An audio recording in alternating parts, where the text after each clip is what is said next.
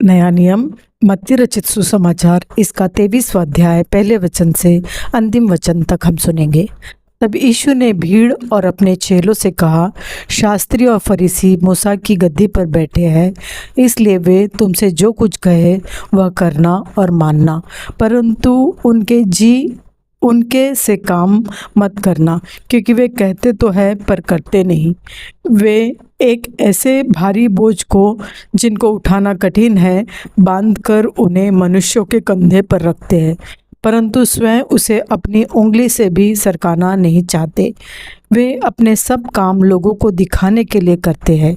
वे अपने ताबीजों को चौड़ा करते और अपने वस्त्रों की कोरे बढ़ाते हैं।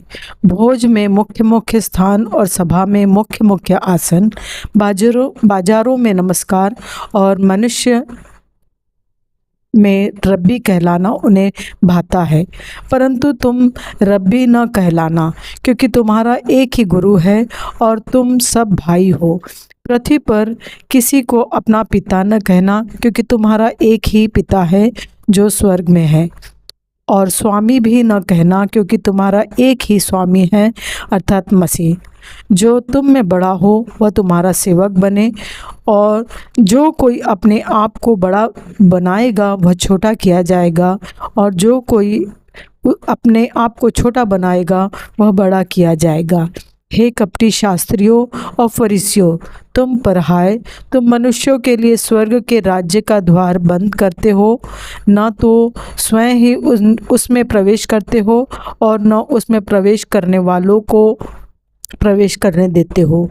हे कपटी शास्त्रियों और फरीसियों, तुम पर हाय, तुम विधवाओं के घरों को खा जाते हो और दिखाने के लिए बड़ी देर तक प्रार्थना करते हो, इसलिए तुम्हें अधिक दंड मिलेगा।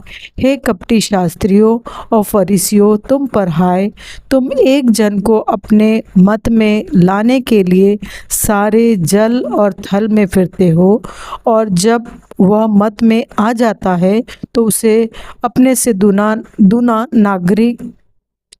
नारकीय बना देते हो। हे अंधे अगुओं, तुम पर हाय, जो कहते हो कि यदि कोई मंदिर की शपथ खाए तो कुछ नहीं, परंतु यदि कोई मंदिर के सोने की सौगंध खाए तो उससे बंध जाएगा। हे मूर्खों और अंधों, कौन बड़ा है, सोना या वह मंदिर जिससे सोना पवित्र होता है? फिर कहते हो कि यदि कोई वेदी की शपथ खाए तो कुछ नहीं, परंतु जो भेंट उस पर है, यदि कोई उसकी शपथ खाए तो बंध जाएगा। हे अंधों, कौन बड़ा है, भेंट या वेदी जिससे भेंट पवित्र होती है? इसलिए जो वेदी की शपथ खाता है वह उसकी और जो कुछ उस पर है उसकी भी शपथ खाता है।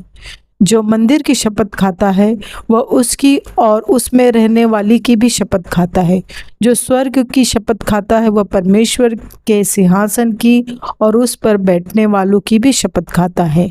हे कपटी शास्त्रियों और फरीसियों, तुम पर हाय, तुम पुदीने और सौंफ और जीरे का 10वां अंश तो देते हो, परंतु तुमने व्यवस्था की गंभीर बातों को अर्थात न्याय और दया और विश्वास को छोड़ दिया है। चाहिए था कि इन्हें भी करते रहते और उन्हें भी न छोड़ते। हे अंधे अगुओं, तुम मच्छर को तो छान डालते हो परंतु ऊँट को निगल जाते हो। हे कपटी शास्त्रियों और फरीसियों, तुम पर हाय, तुम कटोरे और थाली को ऊपर ऊपर से तो मांजते हो, परंतु वे भीतर अंधेर और असंयम से भरे हुए हैं। हे अंधे फरीसी, पहले कटोरे और थाली को भीतर से मांज कि वे बाहर से भी स्वच्छ हो।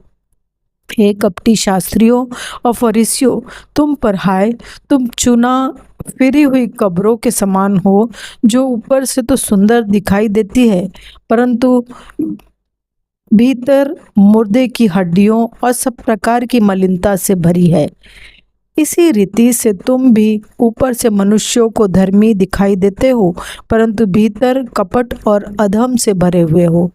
हे कपटी शास्त्रियों और फरीसियों, तुम पर हाय, तुम भविष्यद्वक्ताओं की कब्रें संवारते और धर्मियों की कब्रें बनाते हो और कहते हो, यदि हम अपने बाप दादों के दिनों में होते तो भविष्यद्वक्ता की हत्या में उनके साझी न होते। इससे तो तुम अपने पर अपनी ही गवाही देते हो कि तुम भविष्यद्वक्ताओं के हत्यारों की संतान हो। अतः तुम अपने बाप दादों के पाप का घड़ा पूरी तरह भर दो। हे सापों, हे करेतों के बच्चों, तुम नरक के दंड में कैसे बचोगे? इसलिए देखो, मैं तुम्हारे पास भविष्यद्वक्ताओं और बुद्धिमानों और शास्त्रियों को भेजता हूँ, और तुम उनमें से कुछ को मार डालोगे और क्रूस पर चढ़ाओगे, और कुछ को अपने आराधनालयों में कोड़े मारोगे, और एक नगर से दूसरे नगर में खदेड़ते फिरोगे, जिससे धर्मी हाबिल से लेकर बेरिक्या के पुत्र जकरिया तक, जिसे तुमने मंदिर और वेदी के बीच में मार डाला था, जिसने धर्मियों का लहू पृथ्वी पर बहाया गया है, वह सब तुम्हारे सिर पर पड़ेगा। मैं तुमसे सच कहता हूँ, ये सब बातें इस समय के लोगों पर आ पड़ेगी। हे यरूशलेम, हे यरूशलेम, तू भविष्यद्वक्ताओं को मार डालता है और जो तेरे पास भेजे गए उन पर पथराव करता है। कितनी बार मैंने चाहा कि जैसे मुर्गी अपने बच्चों को अपने पंखों के नीचे इकट्ठा करती है, वैसे ही मैं भी तेरे बालकों को इकट्ठा कर लूं, परंतु तुमने न चाहा। देखो, तुम्हारा घर तुम्हारे लिए उजाड़ छोड़ा जाता है। क्योंकि मैं तुमसे कहता हूँ कि अब से जब तक तुम न कहोगे, धन्य है वह जो प्रभु के नाम से आता है, तब तक तुम मुझे फिर कभी न देखोगे। यह परमेश्वर का वचन है। परमेश्वर का धन्यवाद हो।